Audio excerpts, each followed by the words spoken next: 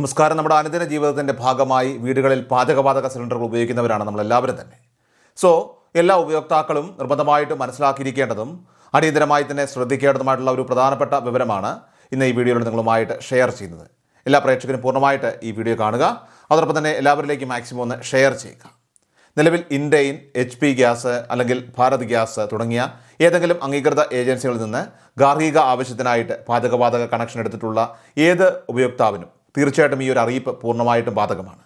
നമ്മുടെ വീടുകളിലേക്ക് യാതൊരു വിധത്തിലുള്ള തടസ്സങ്ങളുമില്ലാതെ തുടർച്ചയായിട്ട് നമുക്ക് ഈ LPG ഗ്യാസ് സിലിണ്ടറുകളൊക്കെ ലഭിച്ചുകൊണ്ടിരിക്കണമെങ്കിൽ എല്ലാ ഉപയോക്താക്കളും ഇലക്ട്രോണിക് KYC, KYC അഥവാ ഡിജിറ്റൽ മുഖേനയുള്ള ഉടമസ്ഥ വിവരങ്ങൾ പുതുക്കൽ പ്രക്രിയ നിർബന്ധമായിട്ടും പൂർത്തിയാക്കേണ്ടതുണ്ട്.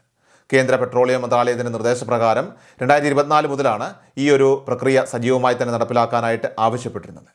ആദ്യഘട്ടങ്ങളിൽ ജനങ്ങൾക്ക് ബുദ്ധിമുട്ടുണ്ടാകാതിരിക്കാനായിട്ട് ഇത് പൂർണ്ണമായിട്ടും നിർബന്ധമാക്കിയിരുന്നില്ല. എങ്കിലും നിലവിൽ വീടുകളിലൊക്കെ തന്നെ ഗ്യാസ് വിതരണം അത് കൂടുതൽ സുതാര്യമാക്കുന്നതിൻ്റെ ഭാഗമായിട്ട് എല്ലാത്തരം ഗാർഹിക ഉപയോക്താക്കളും നിർബന്ധമായിട്ടും ഇലക്ട്രോണിക് KYC ചെയ്യണമെന്നാണ് അറിയിപ്പ്.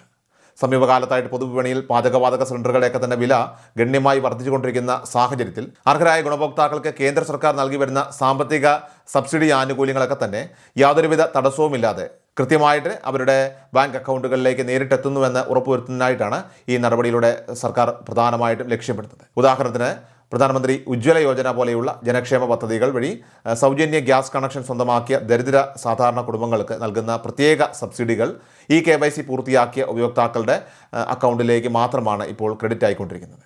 എന്നാൽ ഏറ്റവും ഒടുവിലായിട്ട് പുറത്തു വന്നിട്ടുള്ള വിവരങ്ങൾ പ്രകാരം ഇത്തരം സബ്സിഡി ആനുകൂല്യങ്ങൾ ലഭിക്കുന്നവർ മാത്രമല്ല, മറിച്ച് സബ്സിഡി ഇല്ലാത്ത സാധാരണ രീതിയിൽ ഗ്യാസ് സിലിണ്ടറുകളൊക്കെ തന്നെ കൈകാര്യം ചെയ്യുന്ന മുഴുവൻ ഉപയോക്താക്കളും കൃത്യമായി തന്നെ ഈ ഒരു ഇലക്ട്രോണിക് KYC അപ്ഡേഷൻ അത് നിർബന്ധമായിട്ട് നടത്തിയിരിക്കണം എന്നാണ് കമ്പനികൾ വ്യവസ്ഥ ചെയ്യുന്നത്. ഈ KYC അപ്ഡേറ്റ് ചെയ്യാനുള്ള അവസാന തീയതി ഓഗസ്റ്റ് 15-ാം തീയതിയോടെ അവസാനിക്കുമെന്ന കർശന മുന്നറിയിപ്പാണ് നിലവിലിപ്പോൾ പൊതുജനങ്ങൾക്ക് നൽകിയിരിക്കുന്നത്. വരുന്ന ഓഗസ്റ്റ് മാസം 15-ാം തീയതിക്കുള്ളിൽ തന്നെ തങ്ങളുടെ ഗ്യാസ് കണക്ഷൻ വിവരങ്ങളൊക്കെ തന്നെ ഈ KYC വഴി പുതുക്കാത്ത ആളുകൾക്ക് ഓഗസ്റ്റ് 16 മുതൽ ഏജൻസികളിൽ നിന്നൊക്കെ തന്നെ സിലിണ്ടറുകൾ വിതരണം ചെയ്യുന്നതല്ല എന്ന കാര്യം കൂടി പ്രത്യേകം ഓർമ്മിക്കേണ്ടതായിട്ടുണ്ട്.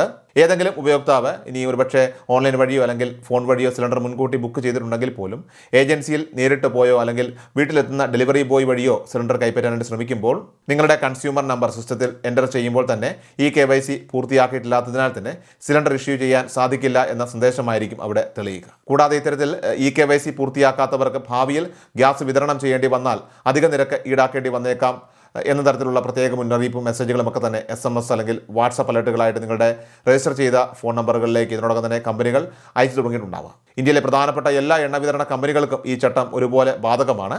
നമ്മുടെ വീടുകളിൽ നിത്യേന പാചകത്തിന് ഉപയോഗിക്കുന്ന 14 കിലോഗ്രാം ഭാരം വരുന്ന സാധാരണ ചുവന്ന ഗ്യാസ് സിലിണ്ടറുകൾ ഇനി മുതൽ തടസ്സമില്ലാതെ വീടുകളിൽ എത്തിച്ചേരണമെങ്കിൽ ഈ KYC നമ്മൾ നിർബന്ധമായിട്ടും വിജയകരമായിട്ട് പൂർത്തീകരിച്ചിട്ടുണ്ടെന്ന് ഉറപ്പുവരുത്തേണ്ടതാണ്. എന്നാൽ മുൻകാലങ്ങളിൽ തന്നെ ഈ പ്രക്രിയ കൃത്യമായി ചെയ്തു തീർത്തിട്ടുള്ള ആളുകൾ ഇത് വീണ്ടും ചെയ്യേണ്ട യാതൊരുവിധ ആവശ്യവുമില്ല. എന്നാൽ തുടക്കത്തിൽ ഈ നിയമം വന്നപ്പോൾ കുറച്ചധികം ആളുകൾ ഏജൻസികളിൽ കൂട്ടത്തോടെ എത്തി ഇത് ചെയ്തിരുന്നുവെങ്കിലും പിന്നീട് വലിയൊരു വിഭാഗം ഉപയോക്താക്കൾ ഇത് ചെയ്യാനായിട്ട് മുൻകൈ എടുക്കുകയോ അടിയന്തരമായിട്ട് പൂർത്തിയാക്കുകയോ ചെയ്തിട്ടില്ല എന്നതാണ് വസ്തുത. അതിനാൽ തന്നെ ഇനിയും ഈ വിവരങ്ങളൊക്കെ തന്നെ പുതുക്കാത്ത ഒട്ടനവധി ആളുകൾ നമ്മുടെ നാട്ടിലുള്ളതുകൊണ്ടാണ് കമ്പനികൾ ഇപ്പോൾ തീയതി നിശ്ചയിച്ച് ഇത് പൂർണ്ണമായിട്ട് നിർബന്ധമാക്കിയിരിക്കുന്നത്.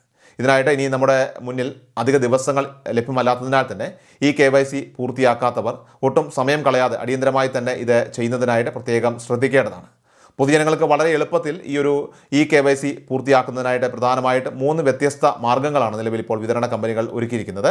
ഇതിൽ ആദ്യത്തേതും ഏറ്റവും സൗകര്യപ്രദവുമായിട്ടുള്ള വഴി നിങ്ങളുടെ സ്മാർട്ട് ഫോൺ ഉപയോഗിച്ച് നിങ്ങളുടെ വീട്ടിൽ നിന്ന് തന്നെ ഓൺലൈനായിട്ട് ചെയ്യുക എന്നതാണ്.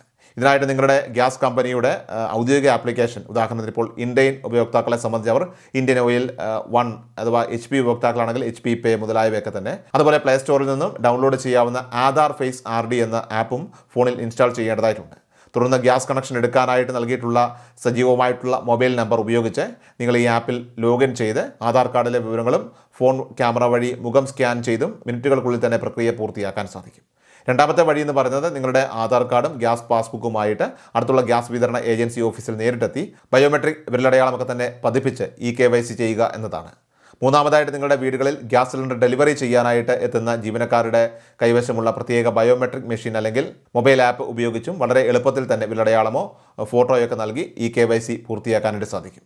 ഈ KYC നടപടികളൊക്കെ തന്നെ പൂർത്തിയാക്കുന്നതിനോടൊപ്പം തന്നെ ഏറ്റവും പ്രധാനമായിട്ടും ശ്രദ്ധിക്കേണ്ട മറ്റൊരു പ്രധാനപ്പെട്ട വിഷയം നിലവിൽ ഗ്യാസ് കണക്ഷൻ പ്രൊഫൈലിൽ പേരുള്ള യഥാർത്ഥ ഉടമ മരണപ്പെട്ടു പോയിട്ടുള്ള സന്ദർഭങ്ങളാണ്. കണക്ഷൻ ഉടമ മരണപ്പെട്ടിട്ടുണ്ടെങ്കിൽ തീർച്ചയായിട്ടും ആ വ്യക്തിയുടെ പേരിൽ തുടർന്നുകൊണ്ട് ഈ KYC ചെയ്യാനായിട്ട് സാധിക്കാത്തതിനാൽ തന്നെ അടിയന്തരമായി തന്നെ കുടുംബത്തിലെ അർഹനായിട്ടുള്ള മറ്റൊരാളുടെ പേരിലേക്ക് ഈ ഒരു കണക്ഷൻ്റെ ഉടമസ്ഥാവകാശം മാറ്റുന്നതിന്, അതായത് ഓണർഷിപ്പ് ചേഞ്ചിന് വേണ്ടിയിട്ട് അപേക്ഷ ഉടൻ സമർപ്പിക്കേണ്ടതാണ്.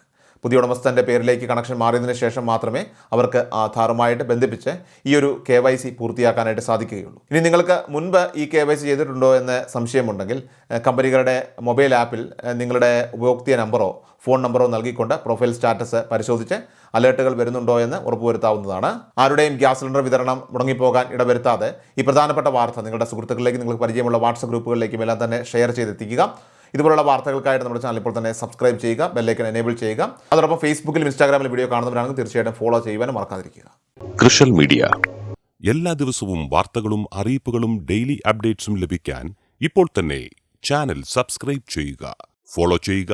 നിങ്ങളുടെ ലൈക്കും ഷെയർ നൽകി ഞങ്ങളെ സപ്പോർട്ട് ചെയ്യുക. നിങ്ങളുടെ അഭിപ്രായങ്ങൾ കമന്റ് ബോക്സിൽ രേഖപ്പെടുത്തുക.